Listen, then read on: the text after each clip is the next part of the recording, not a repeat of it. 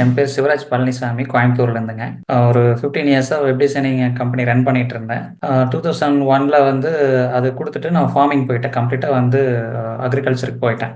So Dharanidharan bro எனக்கு ஏற்கனவே நான் 2020 அட்டெண்ட் பண்ணியிருக்கேன். ஸோ அவர் மேல இருக்கிற ஒரு நம்பிக்கைனால கண்டிப்பா இந்த கோர்ஸும் இருக்கும்னு எனக்கு தெரியுங்க. அப்படிதான் நான் ஜாயின் பண்ணேன். ஆக்சுவலா இன்னைக்கு வந்து 49வது நாள் 50த் டே. அந்த 50த் டேல பார்த்தீங்க அப்படின்னா, 3,13,000 ஏர்ன் பண்ணியிருக்கேன்.